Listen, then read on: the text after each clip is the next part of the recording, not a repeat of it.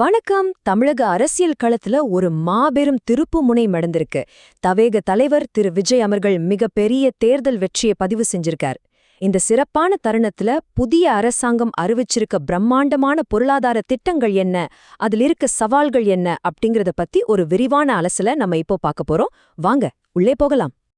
108. ஆமாங்க, 108. இது வெறும் நம்பர் கிடையாது.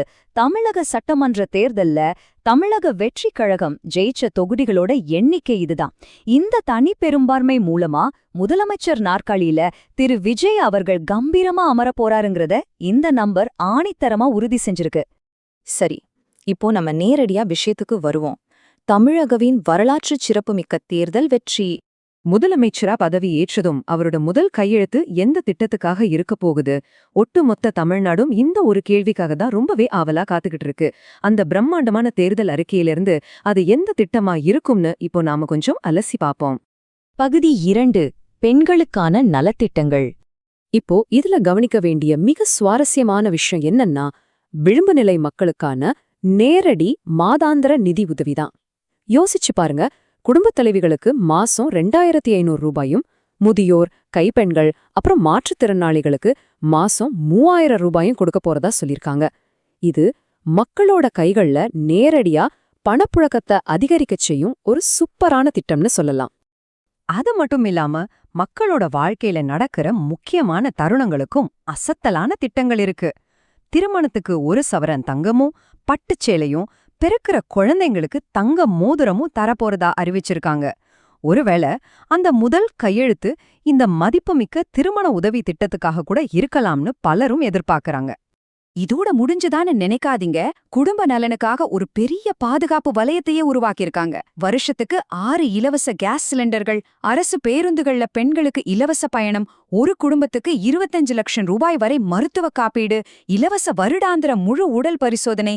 இதுக்கெல்லாம் மேலா போதைப்பொருள் இல்லா தமிழ்நாடு அப்படிங்கிற மிக முக்கியமான ஒரு முன்னெடுப்பும் இதுல இருக்கு. அடுத்ததா நம்ம பார்க்க போற மிக முக்கியமான பகுதி இளைஞர்கள் மற்றும் விவசாயிகளுக்கான ஆதரவு. இன்னைக்கு இருக்கிற பெரிய சவாலான வேலையின்மையை போக்க புதிய அரசாங்கம் ரொம்பவே தீவிரமா பிளான் பண்ணிருக்காங்க.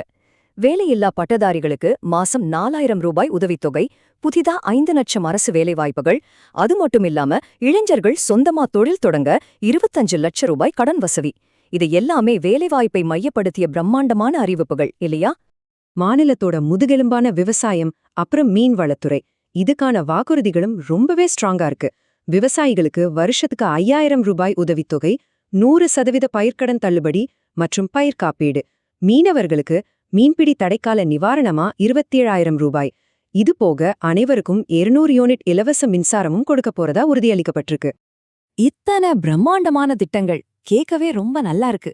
ஆனா இங்கதான் நாம கொஞ்சம் நிதானமா யோசிக்கணும். இப்ப நம்ம எல்லார் மனசுலயும் எழக்கூடிய மிக முக்கியமான தர்க்க ரீதியான கேள்வி ஒன்னு இருக்கு. இந்த திட்டங்களுக்கான நிதி எங்கிருந்து வரப்போகுது? அதனாலதான் இந்த பகுதி ரொம்பவே முக்கியம். 10 லட்சம் கோடி சவால். 10 லட்சம் கோடி ரூபாய். இத்தனை பூஜ்யங்களை கொண்ட இந்த பிரம்மாண்டமான நம்பர் வேற ஒன்னும் கிடையாதுங்க. தமிழ்நாடு ஏற்கனவே தன் தலையில சுமந்துகிட்டு இருக்கிற மாபெரும் கடன் சுமை. இது கண்டிப்பா நாம எல்லாரும் கவனிக்க வேண்டிய ஒரு கசப்பால யதார்த்தம். இந்த ஒரு முரண்பாட்டை தான் நாம ரொம்ப ஆழமா சிந்திக்கணும். ஒரு பக்கத்துல பிரம்மாண்டமான இலவசங்கள், உதவித்தொகை வாக்குறுதிகள், ஆனா இன்னொரு பக்கத்துல மாநிலத்தோட மறுக்க முடியாத 10 லட்சம் கோடி ரூபாய் கடன் சுமை. இந்த நிலையில புதிய நலத்திட்டங்களுக்கு பணம் திரட்டுறது மாநிலத்தோட பொருளாதாரத்தையே ஆட்டங்காண செய்யுமா அப்படிங்கிற ஆழமான கேள்வி பொருளியல் நிபுணர்கள் மத்தியில இருக்கு. அப்போ திரு விஜய் அவர்கள் இந்த நிதிச் சவால எவ்வளவு திறமையா கையாள போறார்? கஜானாவை நிரப்பி மக்களுக்கான இந்த திட்டங்களை எப்படி செயல்படுத்த போறார்?